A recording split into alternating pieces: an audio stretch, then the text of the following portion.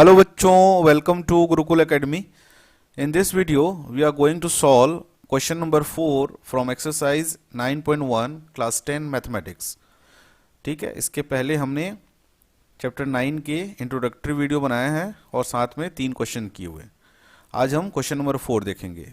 तो question number 4 बोल रहा है the angle of elevation of the top of the tower from point on the ground which is 30 metre away from the foot of the tower is 30 degree. Find the height of the tower.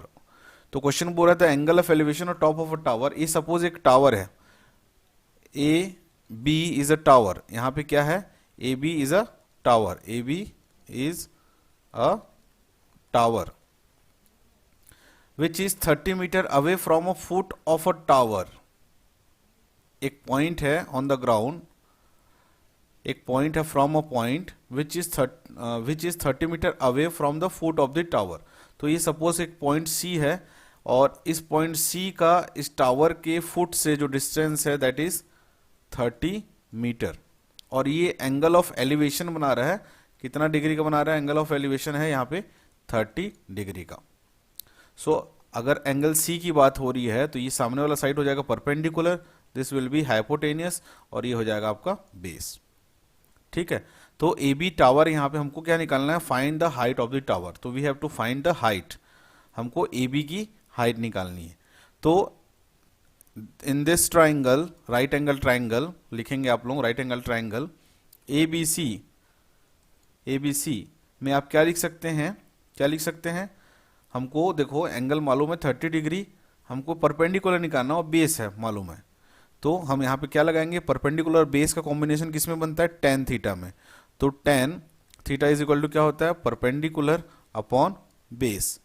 और यहाँ पे हमको tan theta की value क्या है, 30 degree, और perpendicular कितना है, परपेंडिकुलर तो हमको निकालनी है, that is the height of the tower A B है।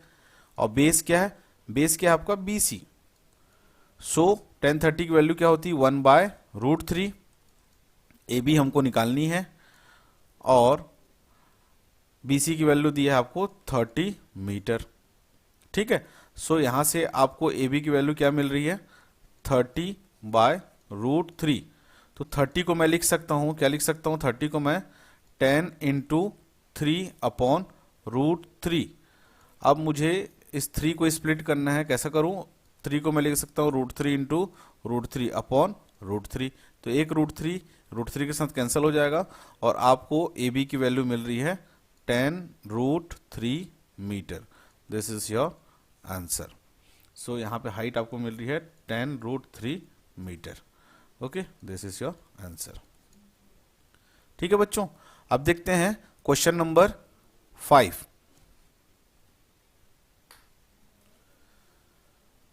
क्वेश्चन नंबर 5 बोल रहे हैं यहां पे a kite is flying at a height of 60 metre. एक पतंग है जो 60 मीटर हाइट पे उड़ रहा है, मतलब सपोज वो काइट यहाँ पे है, इस पॉइंट ए पे है। ठीक है, तो हमको मालूम है जो भी स्ट्रिंग होता है वो इंक्लाइंड स्ट्रिंग रहता है ना। तो सपोज इस ए पॉइंट पे आपकी काइट है जो ग्राउंड से कितनी हाइट पे है, which is 60 metre above from the ground. तो मैं इसको बी मान लेता हूं। ठीक है, the string attach to the kite is temporarily tied to a point on the ground. और ये जो स्ट्रिंग काइट से बंधा हुआ है उसको टेम्परेली हम लोग एक ग्राउंड पे किसी कील पे या किसी पॉइंट पे हम लोग इसको टाई कर लिए हैं, बांध लिए हैं। सपोज इस पॉइंट सी पे हम इसको बांध लिया। देखो बच्चों, जब भी एप्लीकेशन ऑफ ट्रिगोनोमेट्री क्वेश्चन आप बनाओ तो सबसे पहले फिगर सबसे ज्यादा इंपॉर्टेंट रहता है। तो फिगर अगर आपसे बन गया तो सारे प्रॉब्लम आपसे बनने वाले हैं, है ना। तो प्रॉब्लम का जो भी डिफिकल्टी लेवल हो वो थोड़ा ईजी हो जाता है। तो ये जो पॉइंट है इसका ग्राउंड के साथ इंक्लिनेशन एंगल दिया हुआ दैट इज 60 डिग्री। ठीक है, ये 60 डिग्री आपको गिवन है। Find the length of the string, you have to find the length. तो अब मैं बोला ये स्ट्रिंग है आपका, दिस इज योर स्ट्रिंग, तो आपको लेंथ निकालनी AC की, आपको लेंथ निकालनी AC की।